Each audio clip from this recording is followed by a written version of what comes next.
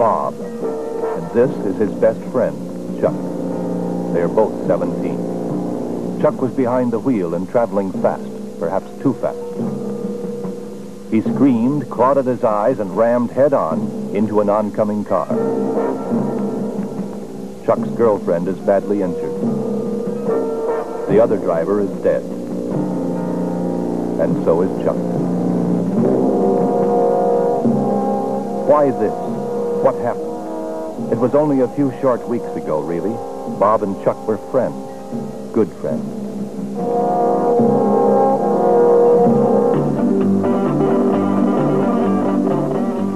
They enjoyed a lot of good times together.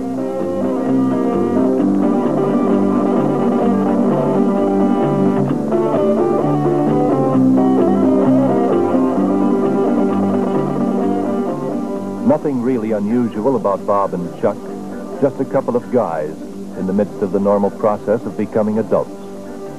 Certainly nothing to foreshadow the tragic event in which they were to find themselves, unless it was another group of young people from school.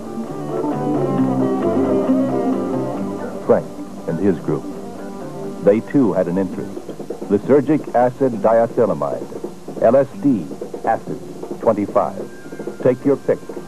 It's equally dangerous under any name.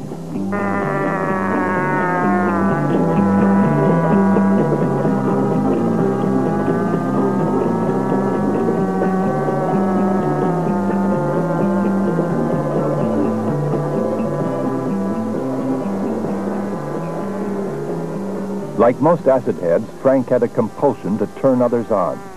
Maybe unconsciously he felt less guilty about his weakness if he could get others to do as he did.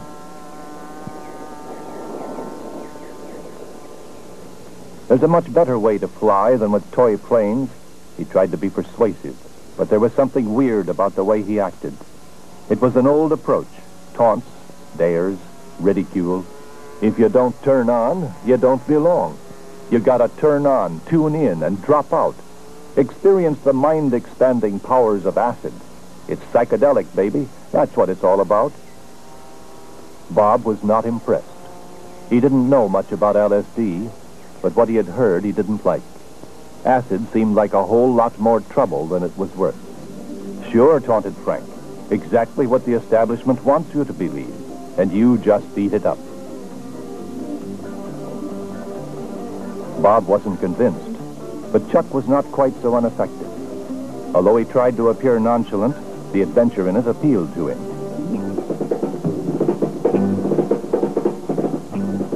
What if it really does give you a greater insight to yourself?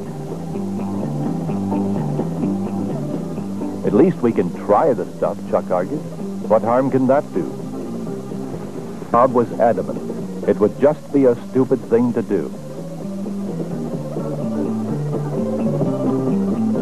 And for the first time, the boys had a real disagreement and went their separate ways.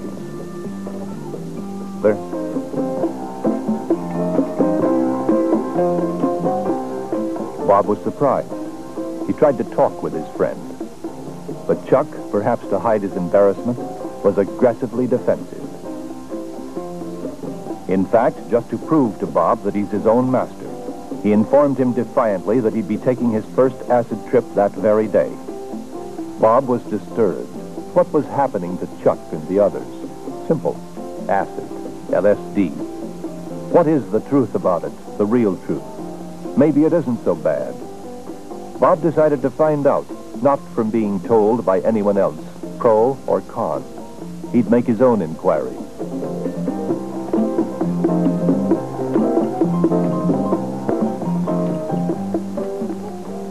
The library provided ample scientific information about the drug itself. Lysergic acid diethylamide, 25, was first synthesized in Switzerland in 1938 by a biochemist, Dr. Albert Hoffman, while studying a parasitic fungus that attacked European rye fields. In its pure form, LSD is colorless, with no taste or odor, and when distributed to the users, it is mixed with other ingredients to get bulk. The drug is usually found in capsule or tablet form, in liquid vials, or in the now outdated sugar cube. A single ounce would provide an average dose for 300,000 people. The observable effects on the body from taking LSD are only slight, the most notable being a dilation of the pupil, making the eyes supersensitive to light. But while the physiological effects are quite unspectacular, the effects on the mind are explosively disruptive. Reaction to the drug is completely unpredictable. It can be the hoped-for heaven or a hell full of horror, and there are all too many cases of young people who have become permanently deranged through a single terrifying acid trip, while many others have cruelly injured or mutilated themselves in their deluded state of mind. There is no sure antidote for a bad trip. Although tranquilizers and barbiturates are used, they are not always effective. No deaths have yet been reported for an overdose of the drug, so the lethal dose is unknown. In some cases, damage may be inflicted on the user's chromosomes, which influence heredity. The younger the person, the greater the damage. Although the indiscriminate use of LSD is too new for any experimental certainty, there have been births of deformed babies where the drug is the strongly suspected cause.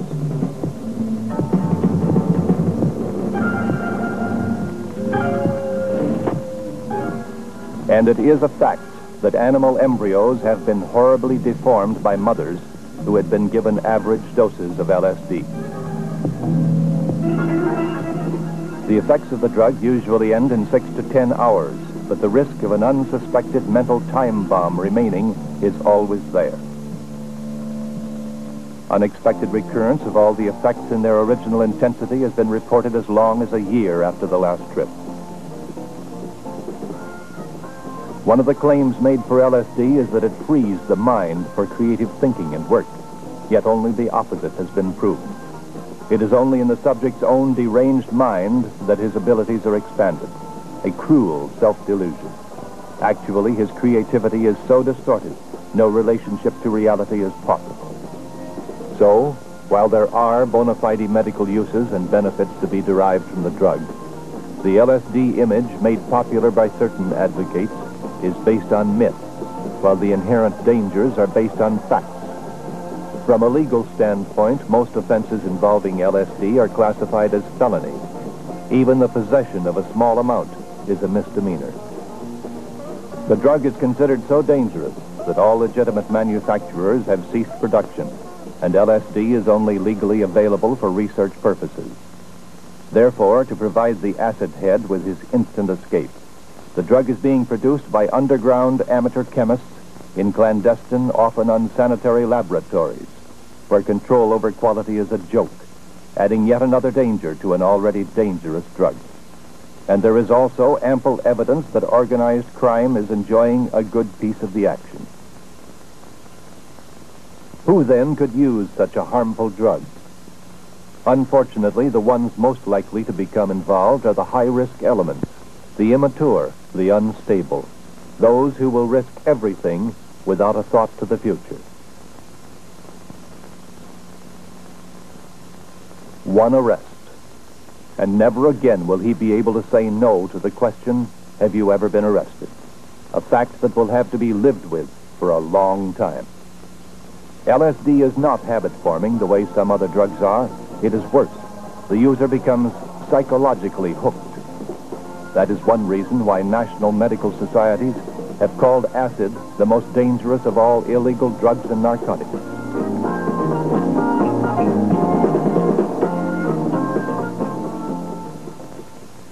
The latest findings, after prolonged and exhaustive studies, report strong indications of premature aging, increased susceptibility to cancer, especially fatal leukemia, and possible harm to children and even grandchildren through the use of LSD.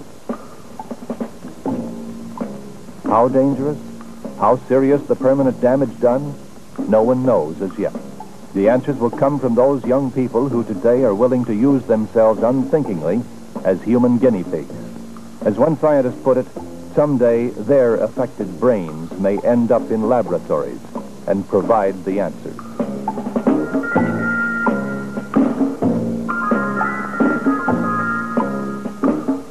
And while Bob was forming his opinions about LSD with facts, Chuck was getting his education firsthand. With an average dose of acid, the first symptoms may come in 15 minutes, but the usual reaction time is about 3/4 of an hour. So, the brave ones wait for an unknown reaction of the mind-distorting drug. Bob dug deeper. He talked with various kids at school whom he knew were or had been on LSD. He was concerned and puzzled by what he found. A definite shift of values was evident in the acid heads, a subtle but unmistakable change in attitude. They displayed a listless indifference instead of their former awareness, morbid introspection in place of productive activity, a disturbing, decaying, wasting away. The more Bob uncovered, the more he saw for himself the hardships and grief suffered by the parents and homes of misguided young people who are too weak to face reality and try to find a quick escape in a world of illusion. Unfortunately, these dreamy, psychedelic trips are very often one way.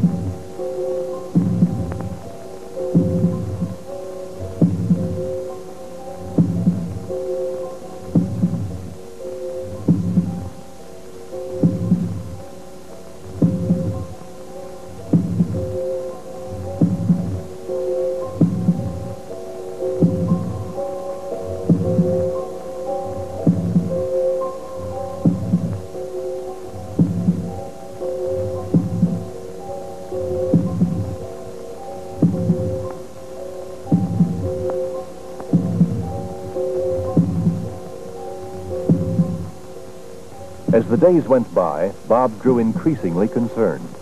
He was learning the actual facts about LSD and the serious effects and consequences of taking it under non-medical, unsupervised conditions. It was a clear picture to which innumerable magazine and newspaper articles gave witness. Frightening accounts of self-inflicted injuries, mental breakdowns, violence, suicide, even murder.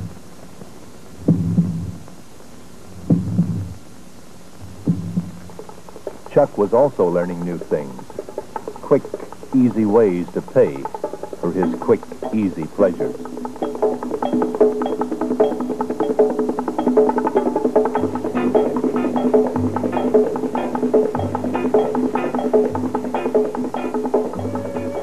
And he'd finally persuaded his girlfriend, Susan, to go on a beautiful trip with him, to merge their inner beings in a world of wonder and delight, to gain new mind-expanded insight to themselves and each other.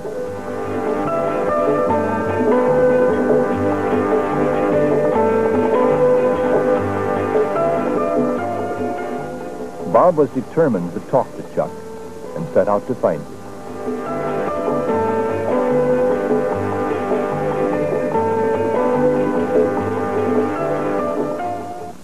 For Chuck, the acid trip was now a familiar route, so he decided to sit this one out to watch over Susan. But Susan was not quite turning on as he had planned.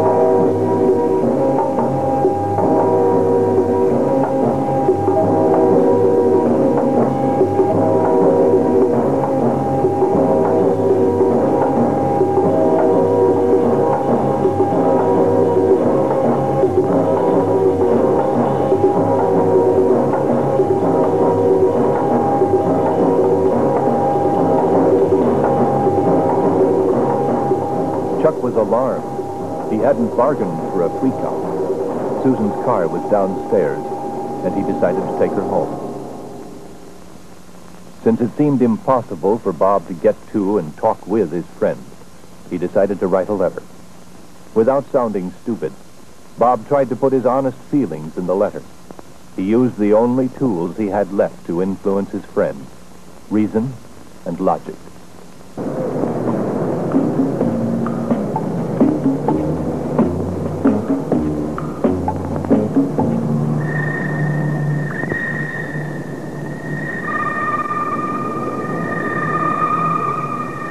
Chuck didn't like it, but it was probably just a harmless little bonus from his last trip.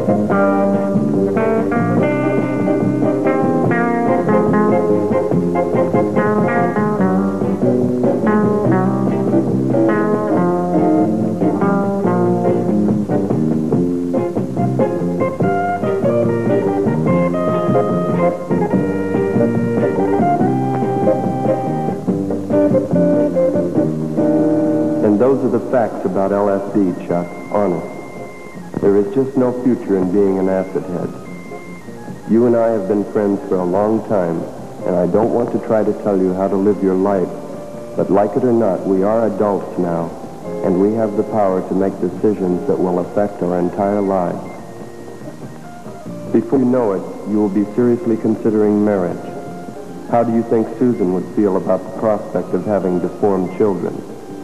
As for myself, I have just started to live, and I don't want to look back in a few years and have to say, was I ever a stupid kid? Maybe the world is all fouled up, but we sure don't have to do our bit to make it worse.